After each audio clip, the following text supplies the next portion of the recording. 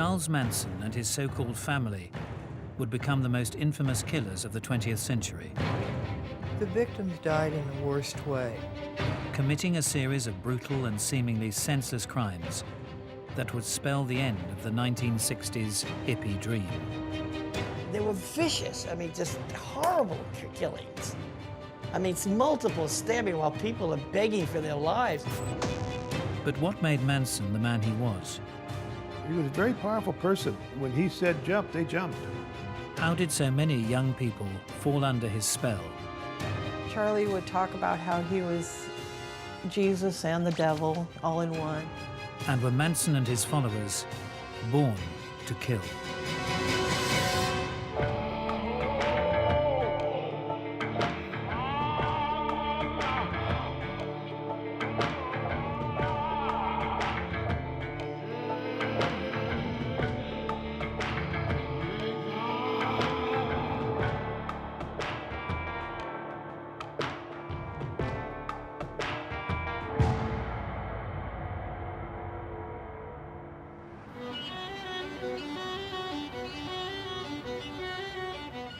August 8th, 1969, I was a Los Angeles police officer working West Los Angeles Division, and I received a radio call at about 9 o'clock in the morning of a man down at Cielo Drive.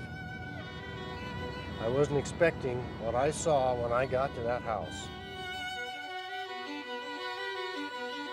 In a scene described by one investigator as reminiscent of a weird religious rite, 5 persons, including actress Sharon Tate, were found dead at the home of Miss Tate and her husband, screen director Roman Polanski. Miss Tate was 8 months pregnant. I was the first one there. When I entered the house, everybody was dead. The word pig written on the front door in somebody's blood. It was very gruesome.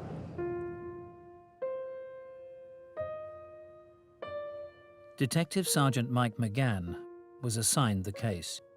When I arrived on the scene, there was some wires that were cut over a large gate. I entered the driveway and found a car parked about center driveway, which contained Stephen Parent. 18-year-old Stephen Parent had been leaving after a visit to the property's caretaker. And I went inside and I discovered Sharon Tate and Jay Sebring. 26-year-old Sharon Tate had been renting the Bel Air home. Celebrity hairdresser Jay Sebring had been visiting the 8.5-month pregnant actress. Sharon was terribly stabbed, and they were tied together with a rope which was tossed over a rafter in the house. I continued on through the back door, and I found Abigail Folger. 25-year-old coffee heiress Abigail Folger was a house guest of the Polanskis. Abigail had been stabbed numerous times. She was very bloodied and obviously dead. And I also found Wojciech Frykowski. Folger's lover, Frykowski, was a friend of Polanski from Poland. Wojciech had also been struck with the gun that they used. It was a terrible scene.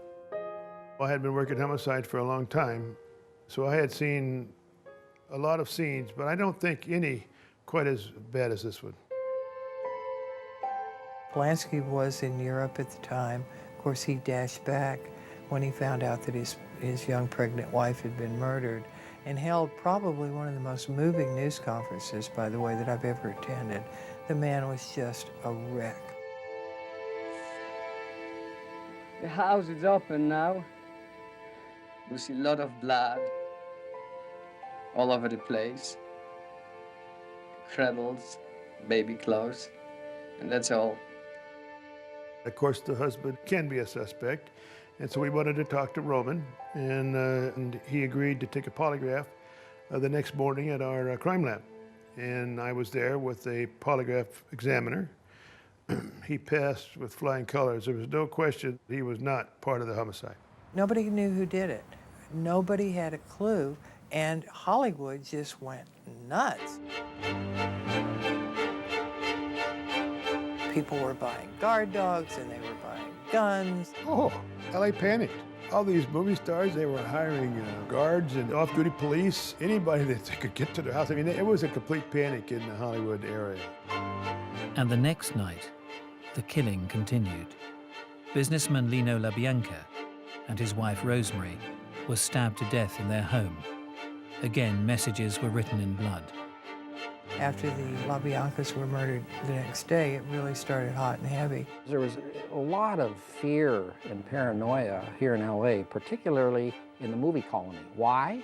Well, not just because the murders were incredibly gruesome, a total of 169 stab wounds, but they seemed to be random. Despite a massive police operation, investigators were unable to identify a perpetrator. We did everything we do. I mean, we had everybody we could possibly think of working on the case, doing every possible thing. Every lead we had, we exhausted. Then, 3 months after the murders, detectives got word that a young Californian girl had made an extraordinary jailhouse confession. A story so strange, it was almost unbelievable. It was a crazy story. Yeah, it was very crazy. Susan was the nicest person you ever want to meet. Talking to her in that period of time, you would think it was impossible. I mean, she was just a very nice young lady. 21-year-old Susan Atkins had claimed to cellmates that she and a group of her friends were responsible for the terrible crimes. If these were typical murderer types, or robbers, or rapists, or burglars, it wouldn't have been quite as shocking. But they started looking at the backgrounds of these people. Most of them came from good middle-class families in the suburbs. Leslie Van Houten was a homecoming queen. Tex Watson was a star athlete. Patricia Krenwinkel sang in the church choir. At one time, she wanted to become a nun. These seemingly all-American kids had become unrecognizable to their families. She was like a stranger to me. Controlled by an unlikely but powerful puppet master. This Charles Manson, this Mephistophelian guru type, who was very charismatic, very intelligent. 35-year-old ex-convict Charles Manson commanded an unerring devotion from his hippie disciples. They would kill seemingly at his whim. He did control them, and when he said jump, they jumped. The name Charles Manson would become synonymous with evil. But who was this diminutive guru? And how was he able to convince his young devotees to commit frenzied, bloody murder?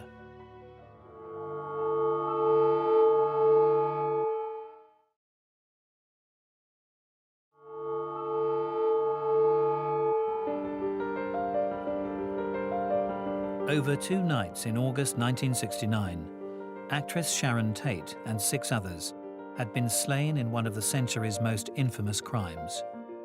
The killers were a group of young, seemingly middle-class flower children, acting on behalf of their spiritual leader, 35-year-old ex-convict Charles Manson.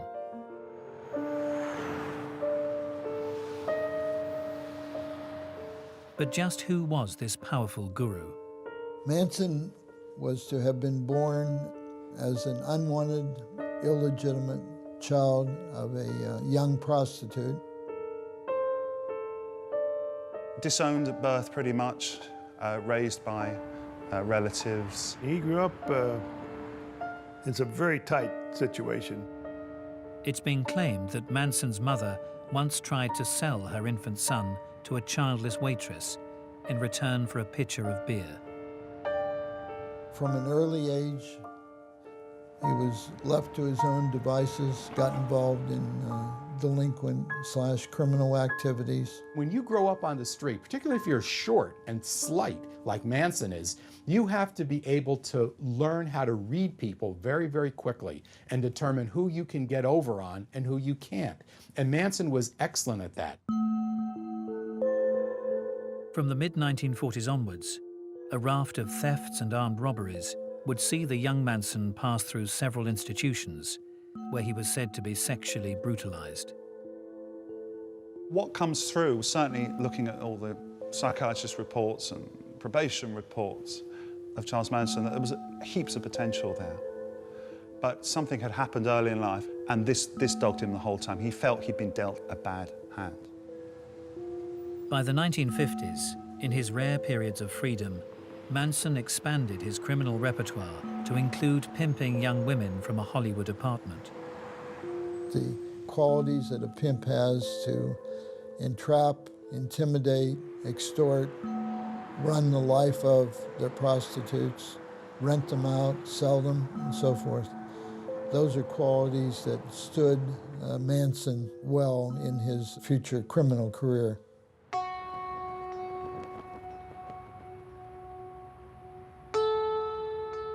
Incarcerated again in 1960 and facing a lengthy sentence, Manson began to study new ways of thinking. When he was in Terminal Island, there was a Scientologist. Manson picked up on this, and he did 150 hours of auditing, which is the Scientology term for counselling. And Manson started writing songs. What he was doing, which is quite revolutionary for the time, he started imbuing these songs with much of the philosophies that he was picking up from Scientology and also from his observations of human nature. So I think certainly Manson, at that point, he's actually left the persona of the petty criminal and he's coming into his own. There's a time for living. Fellow convict Phil Kaufman would encounter Manson in early 1967. I was arrested importing, smuggling, if you will, so a little bit of weed from Mexico. I was convicted in Arizona and sent to Terminal Island, California, where my first day in the yard, I heard this guy playing guitar and singing. He sounded a little like Frankie Lane at the time. Look at your game, girl.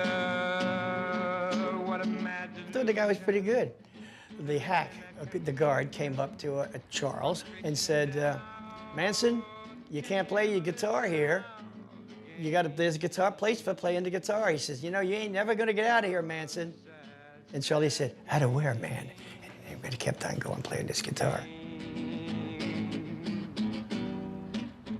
Part of the Manson that the public came to know was a very institutionalized person who was used to being told what to do and felt more comfortable in a confined or isolated place.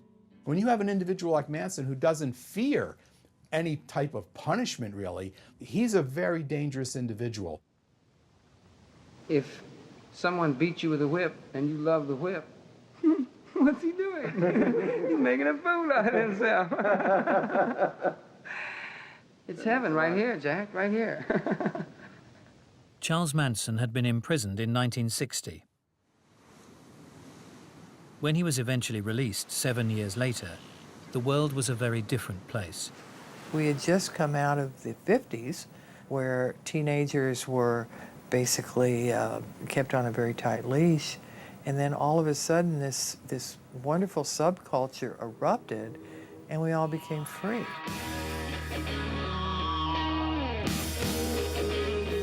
The 32-year-old guitar-playing ex-con headed to the eye of the storm. There were thousands of young people all up and down this street, and this was all the psychedelic scene.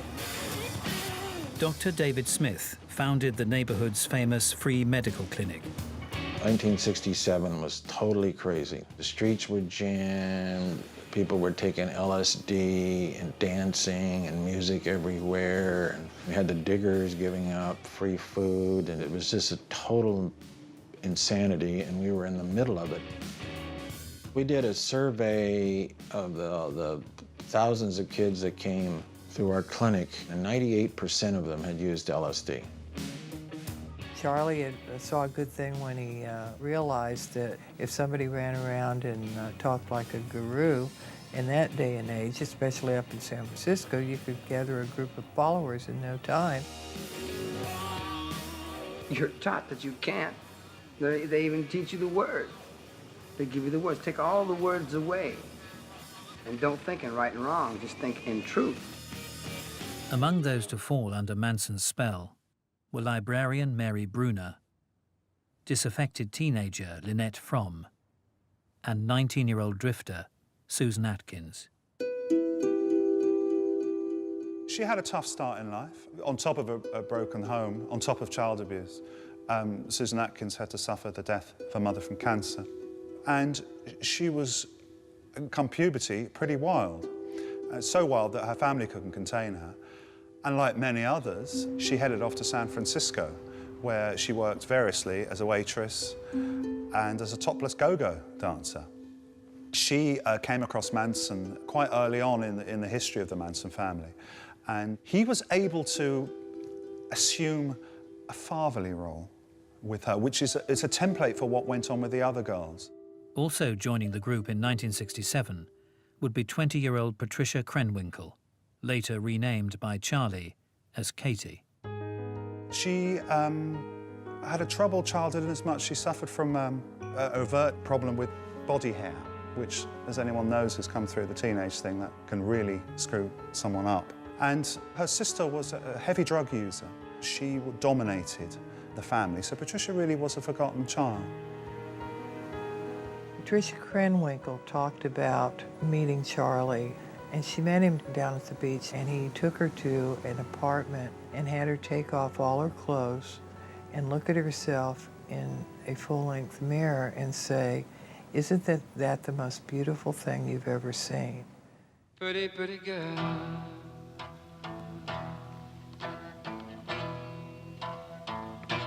Cease to exist. Just come and say you love me.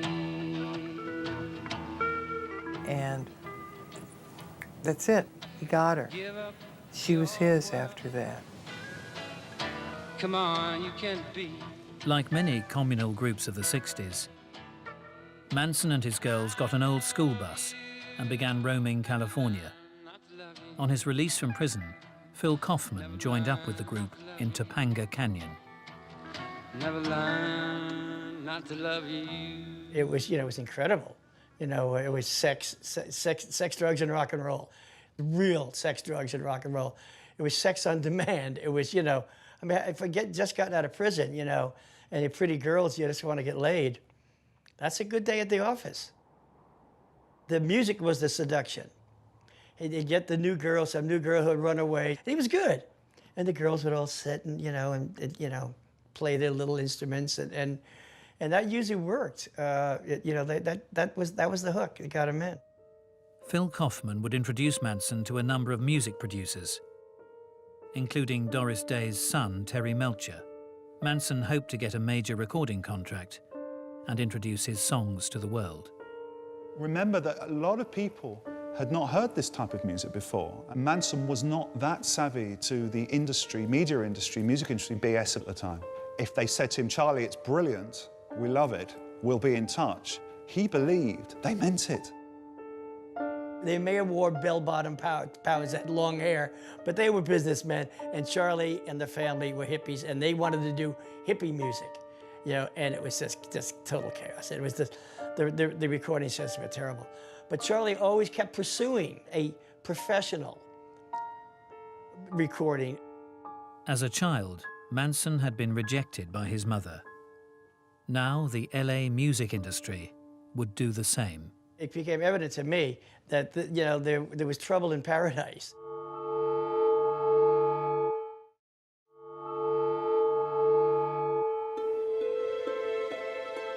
In 1967, after spending over half his life in institutions, 32-year-old petty criminal Charles Manson had been released into a brave new world. Gathering a small band of admiring followers in San Francisco, Manson and the group began roaming the state, picking up new recruits along the way. In Los Angeles, 16-year-old Barbara Hoyt was just one of many young people they attracted. He was definitely a father figure to everybody. I admired him. He was a very charismatic person. Everybody gave me lots of attention. They're all very nice to me. I think the acceptance I felt was a very strong draw, and I think that was probably one of the main draws to the cult, to probably anybody. Within a few weeks, Barbara would move with her new family to a run-down film set in the hills outside Los Angeles, a location that would become infamous. Oh, man.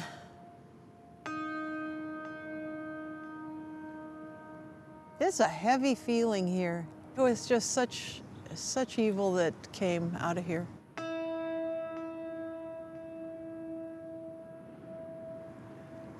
It's such a pretty place. My God.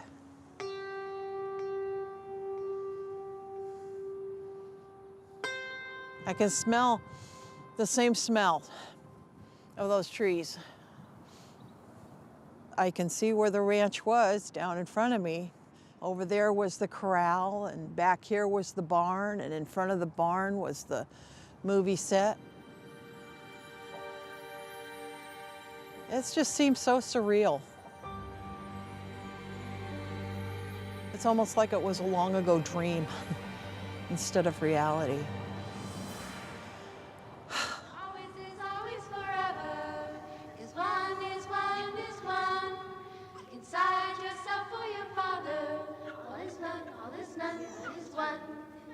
At the ranch, Barbara Hoyt would live among young men and women that within months would become murderers, including 23-year-old Charles Tex Watson and 20-year-old Leslie Van Houten.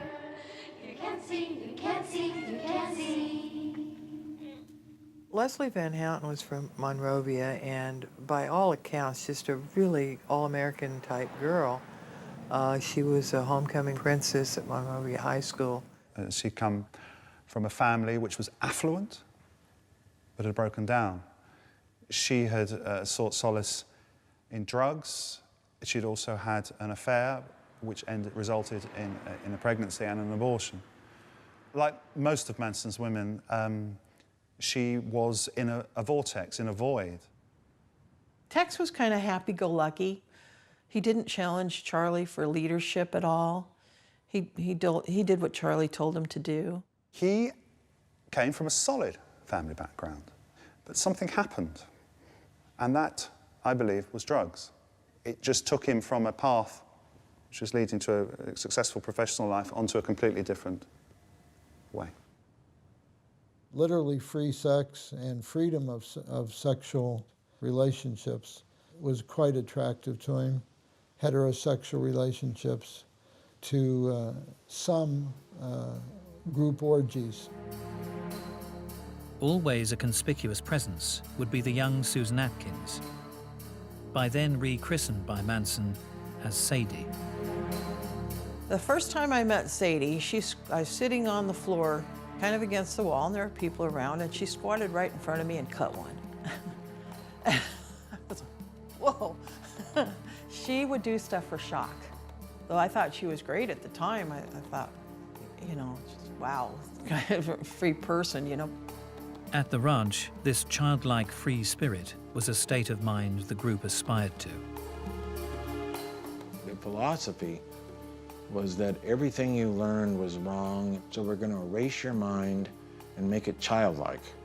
But in retrospect, you could see that by doing that, then you could implant your ideas and philosophy. Any kind of belief system you had, that was considered trash. So people worked on disbelieving things that they'd been taught, unlearning everything you learned in school. So that you'd end up basically having no opinions based on what you were brought up with. You wouldn't have any more values anymore. It's that were given to us by our parents and peers. But everything we did, it was our choice. You know, people gave up their egos willingly. Whenever people convert to a new political philosophy or a new religion, a new way of life, it's not because some Svengali or some powerful evangelist or some powerful malevolent figure such as Manson was so strong in the way they came on and so articulate that they instantly converted people. It's always an interactive process. They needed him to be a father-like figure, a guru, and they created that for themselves. Manson needed followers. Manson needed people to listen to him. And so they both got what they each needed from each other. But not everyone would find Charles Manson and his philosophies irresistible. Charles and I drove up to San Francisco, just the two of us. It was at that time when the philosophy of the hippies was, do your own thing, man. You know, don't let the man get you, do your own thing. And I kept saying that, and Charlie kept saying, no, you're not doing your own thing. And I go, yeah, man, you're like, I was like old hippy dippy at the time, It was then that he realized that I wasn't programming. And it was after we got back for a while, and I said, Charlie, I gotta go. He said, yeah, you're still thinking, aren't you? And I said, yeah, I'm still thinking.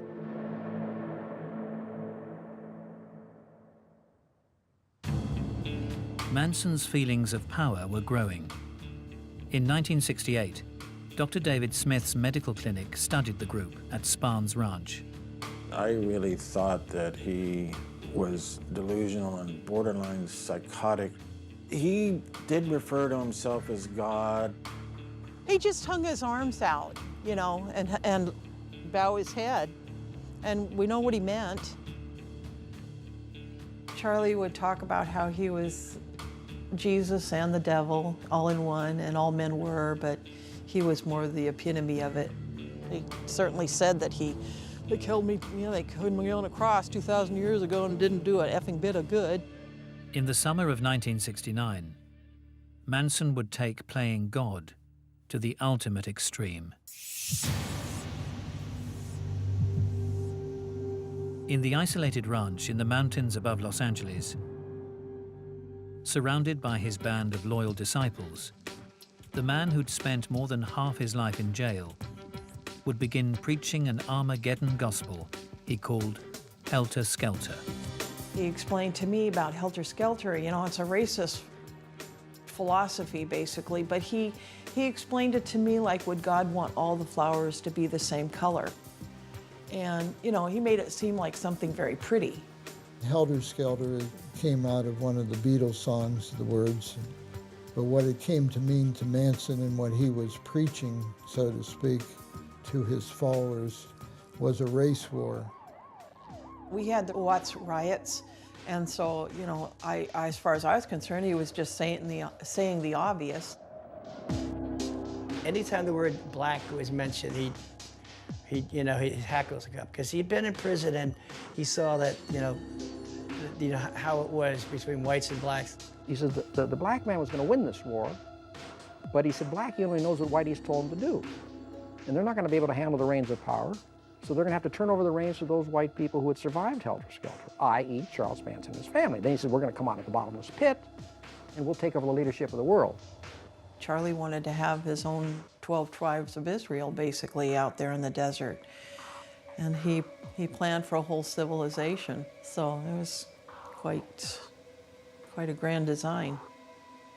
Did Manson believe what he was telling them about the apocalypse coming? No, he didn't believe that at all. I would be amazed if he actually believed that. This was a show. This was totally a performance that Manson put on. Manson is not mentally ill. He's not psychotic.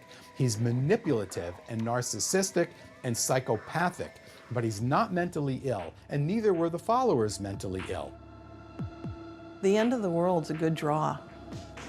A lot of churches preach that. By the middle of the year, the atmosphere at the ranch began to change significantly. The intensity level was noticeable, like Helter Skelter's coming down, like now. Manson's world was beginning to unravel. Unknown to Barbara Hoyt, in May, during a drug deal gone wrong, Charles Manson had shot a dealer he believed to be a member of the militant Black Panther group. We started having guards at the ranch, hiding in the haystack and various places. They had field phones laid out between the front of the ranch and the back of the ranch. Then the Black Panthers were going to come for us. Charlie was getting pretty panicky and intense and high-strung and frightened. At the same time, the LA County Sheriff's Department were beginning to take notice of the strange group. We had attempted to run some undercover officers in there to try to buy narcotics because they were dealing, doing a lot of things. Never had one bit of success because they just would not accept a stranger. Charlie had family members up here on the hill watching the cops watch us. Yeah. So we were all watching each other.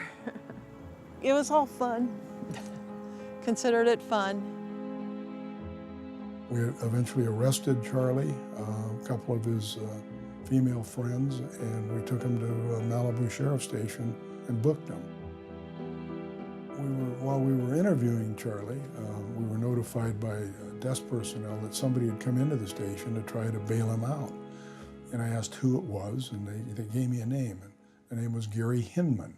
Didn't mean anything to us. When I repeated that name to Charlie, he got all squirrely with us. Detective Salerno could never have known that Gary Hinman would soon become the first murder victim of the Manson family. In July 1969, Manson and his followers attempted to extort money and property from Hinman. When he refused to cooperate, Manson family associate Bobby Beausoleil took action. When Hinman basically said, "You're nuts, I'm not giving anything to you," so they killed him. They stabbed him and then they smothered him with a pillow. Allegedly to place suspicion for the murder on the Black Panther political group, slogans were daubed on the wall in blood, along with a panther paw print. The murder attracted little attention, but in less than a month's time, the family would commit a crime that would make the world sit up and take notice. My own personal feeling is the motive for the killing was a series of events which chipped away at Manson's dominion. There was no record deal. People were leaving the family. People were questioning Manson's ability to be this self-proclaimed messiah. There was chinks appearing, and the last weapon in his armory was helter-skelter.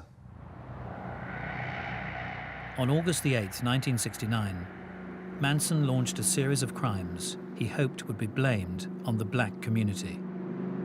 I remember the night that he had called Tex, and I remember looking at them as they were talking, and it was almost like a black cloud was around them. It was dark, and he told me to take the other younger girls to a place called the Wiki Up. And he ordered me to do it. He didn't ask me, he ordered me.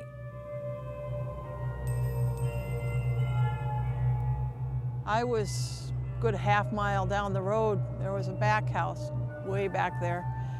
And Sadie had called me on the field phone and told me to bring 3 sets of dark clothes up to the front of the ranch. I showed up with the clothes and Charlie snapped at me. Wanted to know what I was doing at the front of the ranch when he told me to do something else. And I told him that Sadie had asked me to bring the 3 sets of clothes. And he told me, no, they already left. Susan Atkins, Patricia Krenwinkel, Tex Watson, and newcomer Linda Kasabian were headed to the former home of record producer Terry Melcher, now being rented by director Roman Polanski and his actress wife Sharon Tate. They cut the telephone wires, climbed over the fence, got in through an open window, and it was hell. On entry to the property, former All-American high school kid Tex Watson was reported to tell its residents, "I am the devil, and I've come to do the devil's business." These people I knew and slept with and loved are now heinous murderers. They were vicious. I mean, just horrible killings. I mean, it's multiple stabbing while people are begging for their lives. These people who I've known, you know, made love to, are now they're killing people. I mean, boy, what a flip. Complete flip. For Manson, he had no empathy or emotional attachment to any of these people. The victims died in the worst way. Frykowski was beaten over the head numerous times. There were huge gashes in his head. We believe this is the weapon that Tex used to kill him. Patricia Krenwinkel chased Abigail Folger across the lawn, and poor Abigail was screaming and running for her life. This is not a nice way to die. Patricia Krenwinkel, her only complaint is that the knife went down to the bone and started hurting her hand. It went so far down. Susan Atkins told me that Sharon said, "Please let me live so I can have my baby." And Susan told Sharon, "Look, bitch, I don't have any mercy on you. You're gonna die." So they got rid of all their bloody clothing, put on their regular clothing, and they threw the bloody clothing over the side of a hill, and they went back to the ranch. Manson spoke to them, and they went to bed.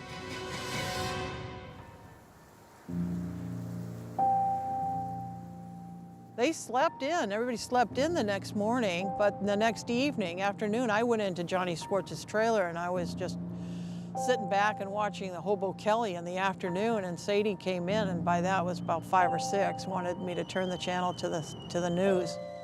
She told me to call Tex, and I called Tex. He came to the trailer, and so did a couple other people, and they all sat on Johnny Schwartz's couch there and watched the news. The first thing that came on was the Sharon Tate murders. So now I knew that murders had occurred there. I had no idea, no clue whatsoever that I was sitting amongst the murderers. Someone said, picked a good one or something like that, because it made the first story. And they laughed. They thought that was funny. And I remember when I watched the TV, when I was watching the TV, it scared me. You know, it scared me, and I was thinking, wow, I'm not in that world. That's good. Well, you know, I had no idea how much in it I was. That night, the people Barbara Hoyt counted as her friends would go hunting again. There was no one safe in this whole county that night.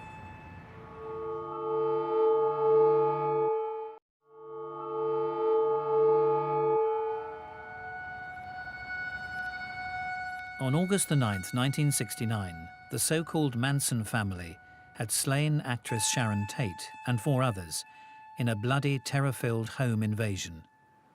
And the nightmare was not yet over. When they went down looking for victims the second night, there was no one in LA. There was no one in this whole city that was safe. They were going to break into a church and kill the pastor and hang him from the cross in there, but the church was locked because it was at night.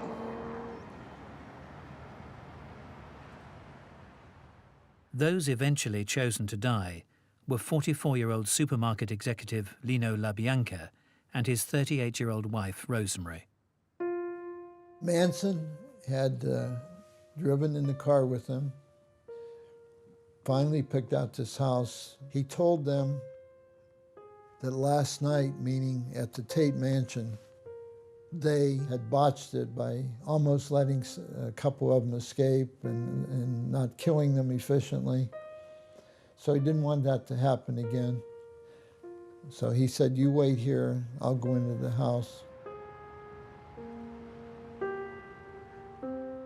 He went in and tied them both up, then went back out, told them it's okay now, you can go in and kill them.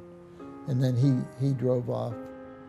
The LaBiancas were trussed up literally like a couple of hogs at slaughter, and then they were slaughtered. These were brutal, violent, terrible murders.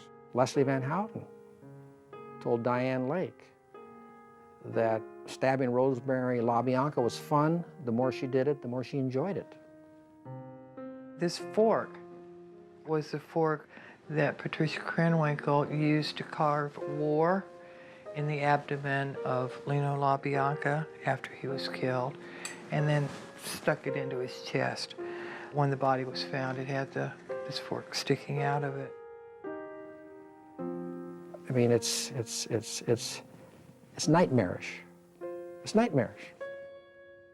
Among words written in the victim's blood was the phrase, helter skelter. Tex told me that they'd gone to a love-in, and for me not to mention it. And I was kind of jealous because my dad would never let me go to a love-in. That wasn't a love-in, they were killing the LaBiancas. God, the whole thing just makes me shake.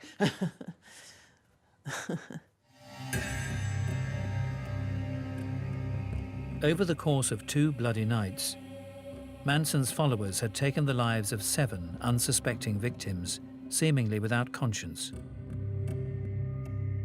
Even through their subsequent arrest and trial, most of Manson's entourage would remain unswervingly loyal to him. Everything that Charlie did, they did. If Charlie said something, they would parrot him. If Charlie put an X on his forehead, they'd come to court the next morning with an X's on their foreheads. If he put a swastika on there, by God, the swastika was there the next morning.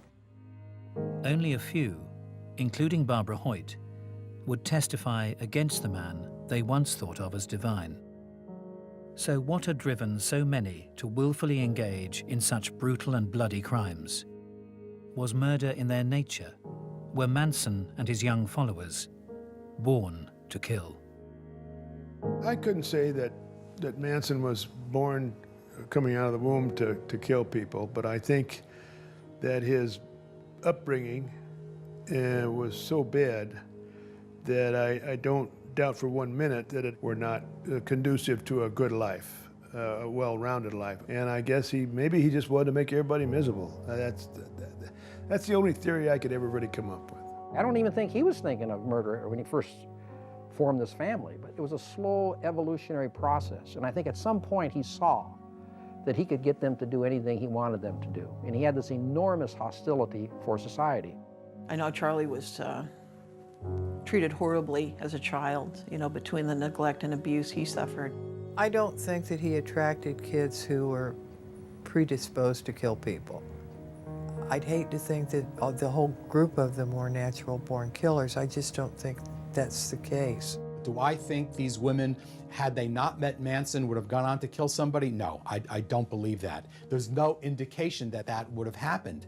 Manson now is a different story. Whether he killed somebody in his past or didn't, it's really unclear and in dispute, but he certainly has the capability of doing that. But from Manson's perspective, if he could get you to kill the person for him, he'd much prefer to have you do it, because in his mind, it's absolving him then of direct criminal responsibility. He's always working the system and working other people, Manson. Nothing is by chance. It's all planned, and he is a highly controlling individual.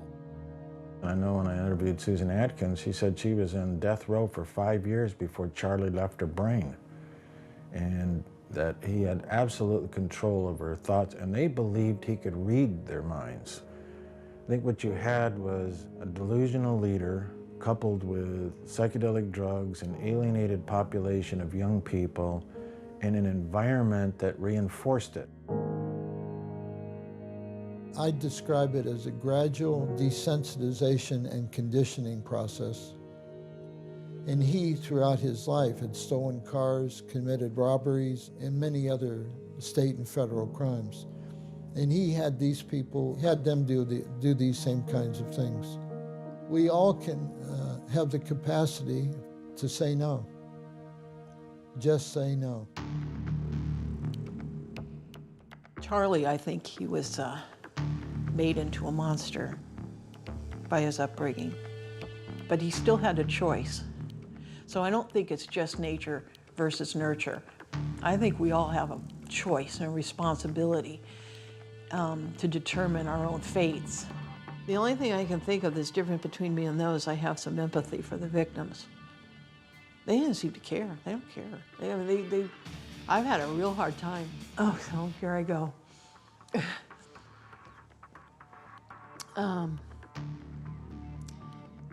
I've never gotten past what they did.